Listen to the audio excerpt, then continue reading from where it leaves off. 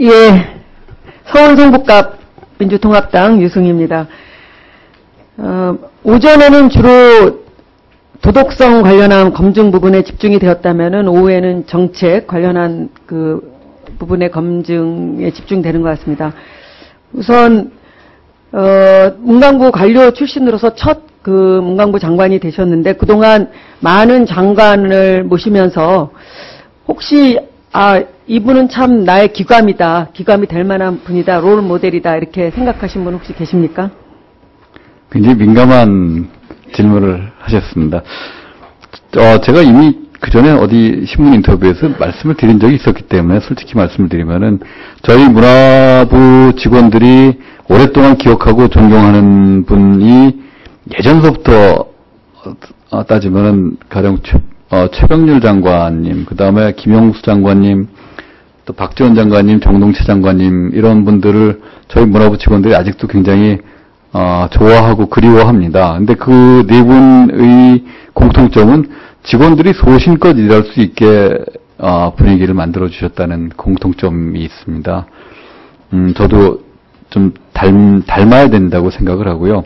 김한길 의원님이 장관님이실 때하고 정병국 의원님 장관님이실 때도 물론 굉장히 잘 해주셨습니다만 워낙 좀 재임 기간이 상대적으로 짧았기 때문에 다른 네 분에 비해서는 조금 그리워하는 정도가 좀 덜하지 않을까 하는 그런 생각을 했습니다. 네, 솔직한 답변 감사합니다.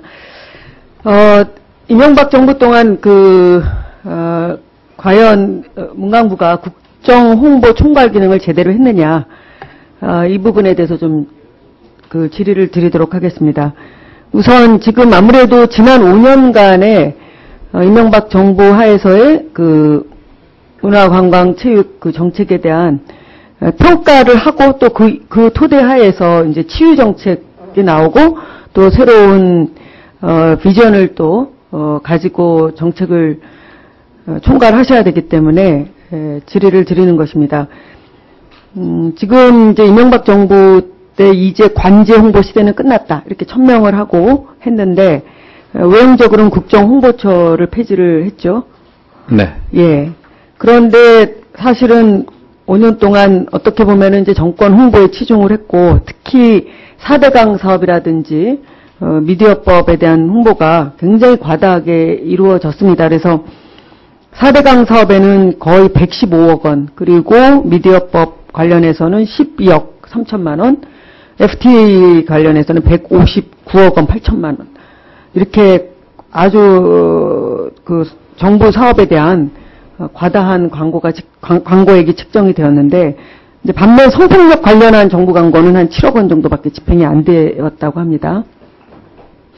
그래서 후보자께서는 지난 정권의 이런 일방적인 정보 홍보에 대해서 어떻게 생각하시는지 견해를 밝혀주시고, 국정홍보의 총괄 기능을 가지고 있는 문화관광부 아닙니까? 그래서 그 역할을 어떻게 할 건지, 구체적으로 어떤 방향으로 이끌 건지 좀 밝혀주시기 바랍니다. 아까 말씀드린 것처럼 정부 정책에 대한 홍보는 어느 쪽에서든 해야 되는 그런 기능이라고 생각을 하고 있고요. 그리고 정책 홍보와 정권 홍보, 정치 홍보 구분하기가 사실 굉장히 민감하게 쉽지는 않은 일이라고 생각을 합니다. 정부가 특히 문화관광부가 해야 될 일은 정부가 하는 정책 전반에 대해서 국민들한테 잘 알리고 이해시키고 하는 일이라고 생각을 하고 있고요. 그렇게 하기 위해서는 우리가 일방적으로 만든 콘텐츠를 알리는 데보다는 국민들의 어떤 목소리를 듣는데 저희가 좀 더 귀를 열심히 열어야 될 것이라고 그렇게 생각하고 있습니다. 예, 사실 엄밀하게 얘기하면은 지난 정부에서는 문화관광부가 국정홍보 총괄 기관으로서의 역할은 제대로 했다 이렇게 평가를 못 받는 것 같습니다.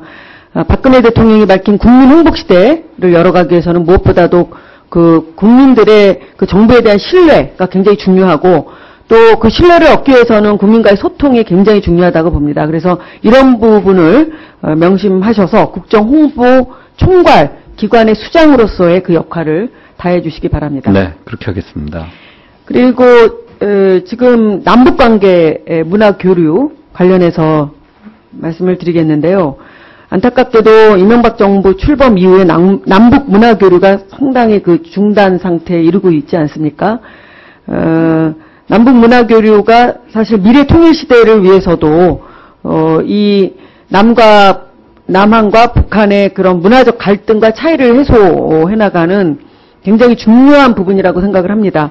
남북한이 오랜 기간 동안에 정치적으로도 단절돼 있고 그 다음에 문화적으로 단절돼 있습니다. 그래서 이런 부분들이 심리적으로도 거리가 더욱더 생기고 또 정서적으로 장벽이 굉장히 높게 형성이 된다면 이런 것들이 통일이 된다 하더라도 굉장한 장애물로 작동될 것이라고 봅니다. 그래서 이런 부분에 대해서 남북 문화 교류의 중요성에 대해서 누구보다도 잘 알고 계시라고 보고 사실 취임하시게 되면 이 부분에 대해서는 어떻게 풀어나가실지 구체적인 그 실행 방안을 좀 밝혀주시기 바랍니다.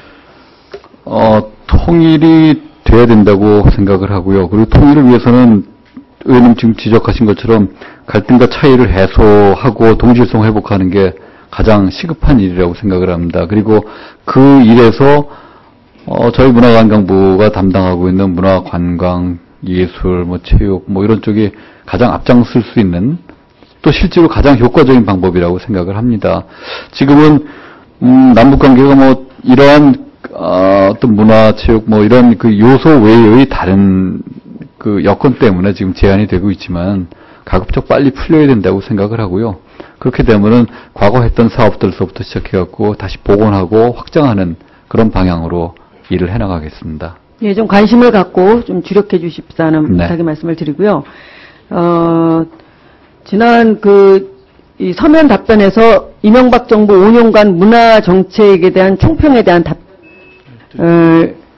이렇게 해오셨습니다. 이명박 정부 5년간 문화 정책은 선택과 집중, 경쟁과 효율의 실용주의 가치가 부각된 결과 나눔과 소통, 자율과 공존 등의 문화 본연의 가치에 대한 존중과 정책 추진이 다소 미흡했다라고 답변하셔서 그래도 나름대로 지난 정부의 문화 정책에 대한 문제점을 잘 파악하고 계신 것으로 보고 있습니다.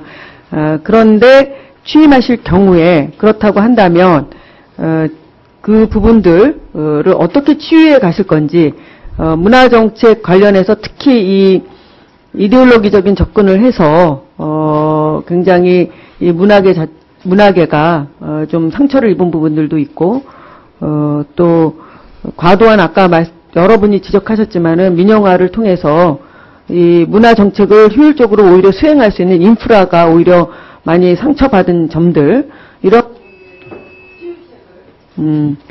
치유책을 좀 구체적으로 그래도 생각하신 게 있다면 그런 부분들을 인수위에서는 또 어떻게 그 치유책을 지금 마련을 했는지 그 인수위의 치유책과 함께 또 인수위에서 마련한 정책의 방향과 함께 후보자의 그런 방향 관련해서 좀 구체적인 답변을 부탁드립니다. 서면으로 답변드린 것처럼 지난 정부에서는 지나친 경쟁을 중심으로 하고 경제적 가치만을 생각을 했습니다. 근데 문화적 가치가 가장 중요하죠. 그리고 문화적 가치를 찾는 일서부터 시작을 해야 된다고 생각을 합니다. 이번 정부의 문화정책은 다행히도 지금 대통령께서도 계속 문화적 가치에 대한 강조를 하고 계시고, 그런 면에서 문화를 통한 어떤 화해와 화합, 그 다음에 그걸 통한 신뢰와 소통을 통해서 어떤 그런, 기본적 문화적 가치가 사회에 널리 퍼져 있는 그러한 분위기 만드는 일서부터 시작을 하고, 그게 이제 전제가 된 다음에 그 위에 어떤 여러 가지, 정책들을 쌓아갈 수 있을 거라고 생각합니다. 네. 됐습니까? 네.